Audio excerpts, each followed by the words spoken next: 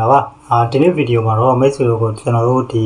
application တွေဖန်တီးရနေရနေပြီးတော့ဘယ်လိုပတ်စံရှာရလဲပေါ့နော်အဲ့ဒါကိုကျွန်တော်အခု Facebook မှာတွေ့ထားတဲ့လူတယောက်လုံးနေတဲ့ပုံစံကိုကျွန်တော်ပြပေးမယ်ပေါ့နော်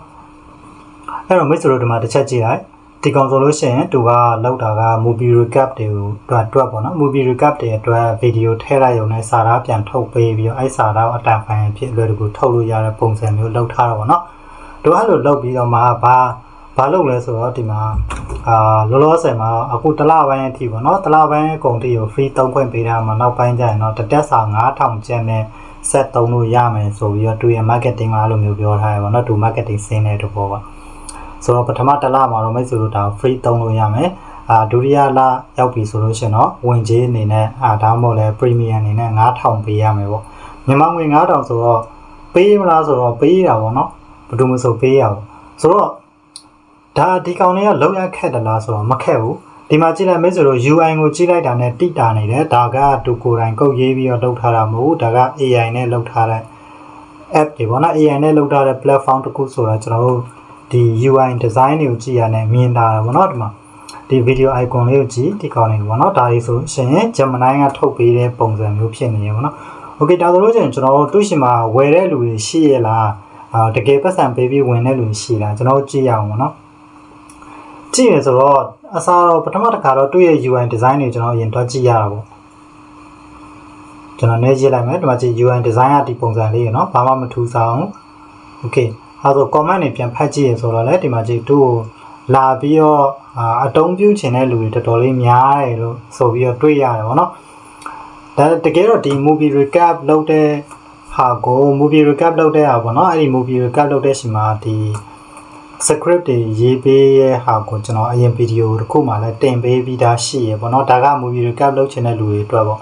အခုတခါမှာတော့ကျွန်တော်ကဒီလိုမျိုး application တွေလုပ်ပြီးတော့ပတ်စံရှာချင်တဲ့လူတွေအတွက်ကိုကျွန်တော်တီးတန့်ပြန်မှလုပ်ပေးရပေါ့နော်ဒီဗီဒီယိုကကျွန်တော်ရဲ့ channel မှာအဲ့လိုမျိုး application finding တွေအများကြီးတင်ထားပေးတာရှိတယ်အဲ့တော့မိတ်ဆွေတို့ like မွေကြည့်ရဆိုရင်တွေးလိုက်မယ်ပေါ့နော်ဆိုတော့ဒီတစ်ခါမှာကျွန်တော်တို့သူပြောတဲ့အတိုင်းဒီ movie recap လုပ်မယ်ပေါ့နော်ဆိုတော့ကျွန်တော်ကသူနဲ့တပုံစံတည်းဖြစ်အောင်လုပ်မယ်ပေါ့နော်အဲ့တော့သူ့ရဲ့ UI ကိုပဲကျွန်တော် screenshot ယူလိုက်မယ် Okay ဒါမဟုတ်တယ်ဘူးပထမတစ်ခုဒီလိုပုံစံပေါ့နော်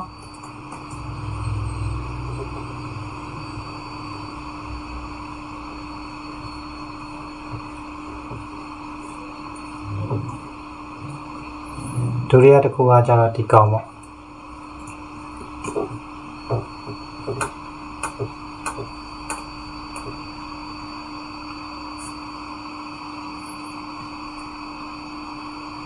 โอเคအခုဆိုလို့ရှိရင်ကျွန်တော် screenshot ယူထားတာနှစ်ခုရှိပြီပေါ့နော်နှစ်ခုလုံးကို screenshot ယူပြီးသွားပြီဆိုတော့ကျွန်တော်ဒီကောင်တွေကို Gemini နဲ့တွက်ခိုင်းမယ်ပေါ့နော်အဲ့တော့ဒါဖြတ်လိုက်မယ်မလို့တော့ဘူးဖြတ်လိုက်ပြီနော်ဖြတ်လိုက်ပြီဆိုတော့ထုံးစံတိုင်းပဲ Google Studio AI ကိုတွားလို့လည်းရတယ်လို့big44.com ကိုတွားပြီးတော့လည်းလုပ်လို့ရတယ်နောက်တစ်ခုကကျတော့ကျွန်တော်တင်ခဲ့တဲ့ minus ပေါ့နော် minus ဘက်ဆောင်တုံး application ပေါ့အဲ့ဒီအကောင့်နဲ့လည်းတွားလုပ်လို့ရတယ်crop AI ကိုခိုင်းနေရတယ်ဒါပေမဲ့အကောင်းဆုံးကတော့ Google Studio ကတော့ကျွန်တော်အခု loss ထဲမှာကျွန်တော် favorite ဖြစ်နေပါတော့ကျွန်တော်အကြိုက်ဆုံးဖြစ်နေတယ်အဲ့တော့ Google Studio AI နဲ့ကိုတွားလိုက်တယ်တွားလိုက်ပြီးရင်ဒီမှာဒီကနေတွားလို့လည်းရဒီကနေတွားတော့ပိုကောင်းတယ်ဒါပေမဲ့နည်းနည်းအလုပ်ရှုပ်တယ်ဘာလို့လဲဆိုတော့သူ application တစ်ခါတည်းမထုတ်ပေးဘူးကိုပါတာကိုပဲအဲ့ဒီ code တွေကိုဒီ Visual Studio ပဲဖြစ်ဖြစ်ဒါမှမဟုတ် Flutter ပဲဖြစ်ဖြစ်အဲ့လိုမျိုးမှာတွားပြီးတော့ကိုပါတာကိုတွားအဆင့်တကျနေရာချပြီးတော့မှ run ရတော့ဗောနော်အဲ့တော့မိတ်ဆွေတို့အတွက်ကကျတော့ဒီကနေတွားတာကောင်းတယ် Bay AI application ပေါ့နော် Bay AI app ပေါ့အဲ့တော့ကျွန်တော်အဲ့ဒီကောင်လေးကိုနှိပ်လိုက်ပြီးတော့တဲ့အခါကျလို့ရှိရင်ဒီအပေါင်းပုံလေးကိုနှိပ်လိုက်ဗျာအပေါင်းပုံလေးကိုနှိပ်လိုက် upload file ကိုနှိပ်လိုက်ဒါကကျွန်တော် laptop နဲ့လုပ်ပြနေလို့เนาะမိတ်ဆွေတို့ဖုန်းနဲ့လည်းလုပ်လို့ရတယ်เนาะကျွန်တော် LAN ကြုံလုံးတစ်ခါလေးပြောတော့တာပြီးရတဲ့အခါကျကျွန်တော်တို့ screenshot ရိုက်လာတဲ့ပုံနှစ်ပုံရှိရယ်ဒီပုံရယ်ဒီပုံရယ်ပေါ့နော်အဲ့တော့နှစ်ပုံလုံးကို select မှတ်မယ်ဆိုတော့ရလားဆိုတော့ရတယ်ပေါ့နော်ဒီမှာနှစ်ပုံလုံး select မှတ်လို့ရတယ်ဒီပုံ select မှတ်လိုက်ပြီးရင် open okay ဒီမှာပုံနှစ်ပုံလုံးရတော့ဒီနေရာမှာကျွန်တော်တို့သူ့ကိုခိုင်းရမယ်ပေါ့နော်ခိုင်းတော့မယ်ဆိုတော့ဘယ်လိုခိုင်းရမလဲဆိုတော့မြန်မာလိုပဲခိုင်းမယ်ပေါ့နော်ဆိုတော့ okay အခုဒီလိုရေးလိုက်တယ်ကျွန်တော် movie recap အတွက် link ထည့်လိုက်ရင် recap လည်းရေးပေးမယ်ပြီးတော့အတန်နဲ့လည်းထုတ်လို့ရမယ် English မြန်မာနှစ်ပါတာနဲ့ကြိုက်တဲ့ဟာနဲ့ထုတ်လို့ရမယ်ဆိုပြီးကျွန်တော်ရေးလိုက်တယ်ပြီးရင်ကျွန်တော်တို့ခိုင်းကြည့်မယ်ပေါ့နော်သူလုပ်ပေးနိုင်မလားဆိုတာတစ်ချက်ကြည့်မယ်ဆိုတော့ဒီမှာသူစပြီးတော့စဉ်းစားတယ်ဘာလုပ်မယ်ဆိုပြီးစဉ်းစားတယ်စဉ်းစားပြီးရတဲ့အခါကျတော့သူစပြီးတော့ရေးပေးရပေါ့နော်โอเคကျွန်တော် permission ပေးရမယ် microphone permission ရဲ့နောက်ပြီးတော့တခြား photo accept ပိုင်းရ permission ပေးရမှာပေါ့နော်အဲ့တော့ allow နေလိုက်ဆိုတော့ကျွန်တော်တို့ permission တစ်ခုပေးလိုက်ပြီ permission ပေးလိုက်ပြီဆိုတော့ဒီဘက်ကစာလေးနည်းနည်းပါးဖတ်ကြည့်သူအလုပ်ပြီးသားပေါ့နော်โอเคအဲ့တော့ကျွန်တော်တို့တစ်ချက်လောက်စမ်းကြည့်ရအောင်ပေါ့နော်စမ်းကြည့်မယ်ဆိုတော့ဒီမှာ link ထည့်ရမယ်ဒါမှမဟုတ်ဒီမှာ video file ထည့်လို့ရတယ် movie recap movie ရဲ့ link ကိုထည့်လို့ရတယ်ပေါ့နော်အဲ့ကျွန်တော်ထည့်ကြည့်မယ်ပေါ့နော်စမ်းကြည့်မယ်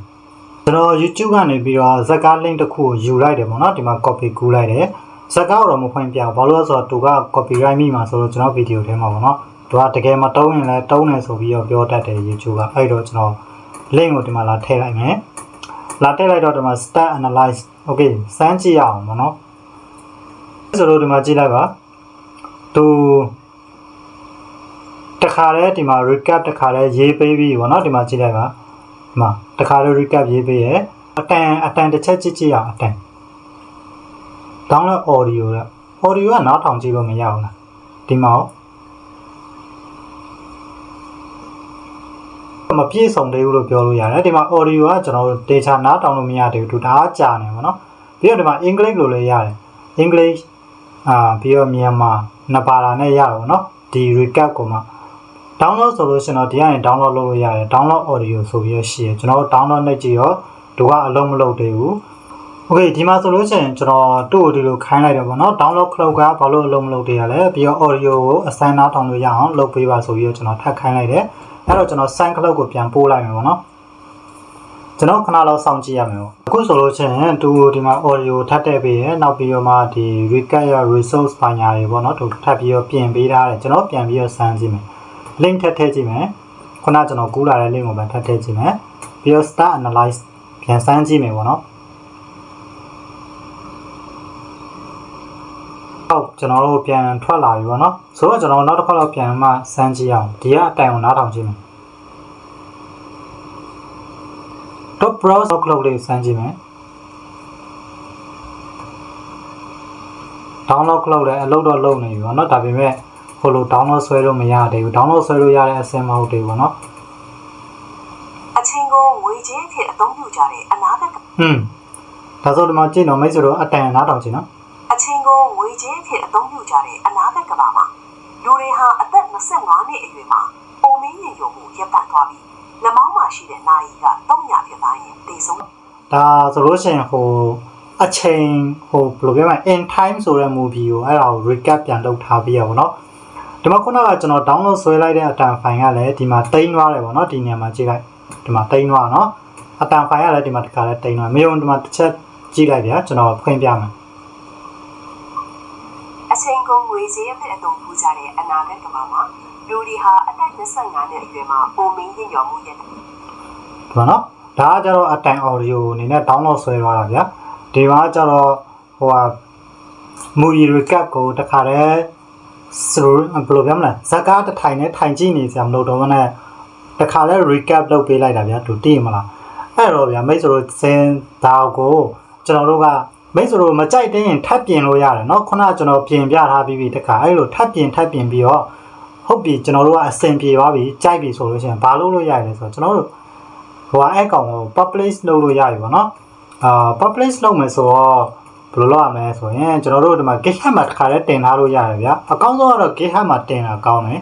ဘာလို့လဲဆိုတော့ GitHub မှာတင်တာက free ဖြစ်တယ်ပေါ့နော်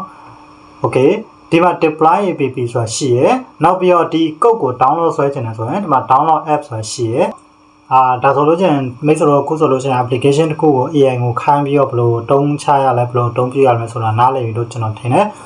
အကောင်းဆုံးကတော့မိတ်ဆွေတို့ GitHub ပေါ်မှာတင်လိုက်တာပိုကောင်းတယ် GitHub မှာကကျတော့ free ရတယ်ပေါ့နော်ဒါပေမဲ့ဒီကောင်တွေကကျတော့API key တွေပါလဲပါရရဲ့ဆိုတော့မိတ်ဆွေတို့အဲ့ဒါနားမလည်ဘူးဆိုတော့သူ့ကိုတစ်ခါတည်းမေးလိုက်လို့ရတယ်ပေါ့နော်ဒီမှာ API key ရဲ့မှာချိတ်ဆက်ရလဲပါလဲအမျိုးနားမေးကြည့်လို့ရတယ်ပေါ့နော် okay ဒါဆိုလို့ရှိရင်မိတ်ဆွေတို့ Facebook မှာလောက်စားလို့ရပြီလို့ကျွန်တော်ထင်တယ်ပေါ့နော်